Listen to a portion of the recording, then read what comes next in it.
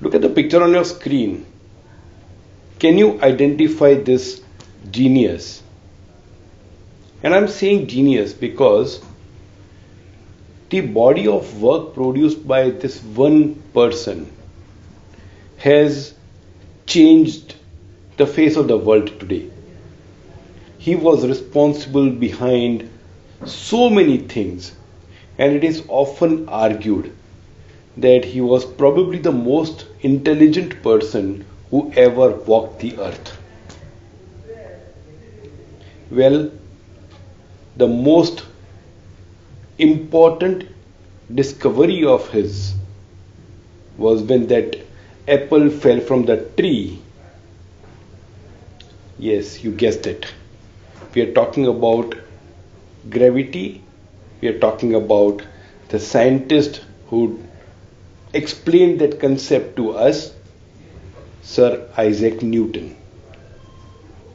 But in this Videozine Horizon of JM Financial Services, which is supposed to be about finances, why are we starting with a scientist? There is a reason behind it. Because while he is widely popular as a scientist, he was not just a scientist. His body of work is not restricted only to the scientific discoveries or mathematics. At one point in time, he was the warden at the Royal Mint, which was responsible for producing the currency for England. Consider that as an equivalent of the mint and printing company that the Reserve Bank of India runs. Not just about anybody can be put in charge of that. There are certain qualities required. And obviously, being part of the mint, he had whatever little exposure to the field of finance as well. Highly intelligent, exposed to the field of finance. Currency of any country runs a particular risk called counterfeiting. Sir Isaac Newton was considered to be a terror for the counterfeiters. He had caught many of them and got them prosecuted, and some of them were sent to the gallows, or they were hanged actually. So the punishment also was that severe. There's one very interesting story that happened during his lifetime. A company entered business during that period and raised money from public. But before we get on to that company, let's take a very quick look at one of the most famous quotes by Sir Isaac Newton, and then that will connect with the story that we are going to do. He said, "I can calculate the motion of heavenly bodies," which is right. I mean, a great scientist, he could actually calculate the motion, movements of the planets, the various stars, the moons. He could calculate the motions of heavenly bodies. But he says, but not the madness of people.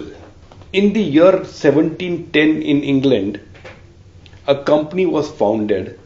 The name of the company was the South Sea Company. This company claimed that they had the rights to trade with the Spanish colonies in the southern seas, so essentially the Latin American countries. However, the reality was far from the claims. They had no business plan, and probably the intent were also missing. In other words, it was a plain simple con job. What they also promised was they'll raise money from public in form of equity capital and replace that with government debt, which essentially meant that they will fund the government of England through equity capital raised from public. So instead of buying government securities, people are now exposed to equity. And they promised regular dividends and stuff like that. And please remember, there was no business plan in the first place. Sir Isaac Newton bought some shares of this company. And now let me quote a book by Charles Kindleberger. So now let me quote an excerpt from a book by Charles Kindleberger. The title of the book is Manias, Panics and Crashes, A History of financial crisis. For a further example of an outside destabilizing speculator who bought high and sold low, there is the edifying history of a great master of the mint, Sir Isaac Newton, a scientist and presumably rational, somebody who would think logically. Scientific bent of mind, by the way. Kindleberger goes on further. On 20th April, the year was 1720. On 20th April, he sold out his shares in the South Sea Company at a solid 100% profit of 7,000 pounds. 7,000 pounds was a huge sum in 1720. So that was his profit. And as Kindleberger says, 100% profit.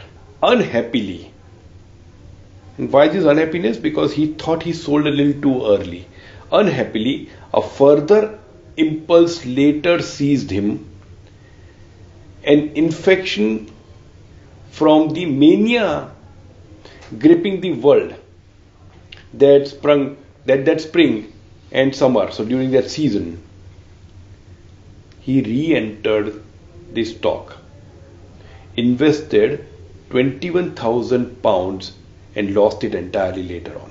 A rational mind, somebody who understood finance but got caught up in the frenzy, and eventually in the first leg he made 7,000 pounds, in the second he lost 21,000 pounds.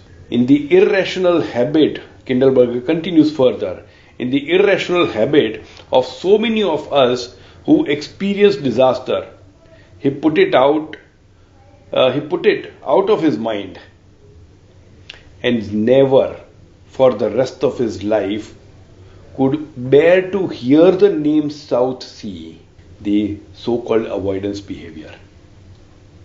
Friends, let's understand, genius may not mean investment prowess. High intelligence is not equal to being good investment ability, because to be a good investor, you also need to be able to control the emotional urges, and that's not easy. To repeat Sir Isaac Newton's words, I can calculate the motions of heavenly bodies, but not the madness of crowds. What he probably missed out adding is, and that crowd includes geniuses like me as well.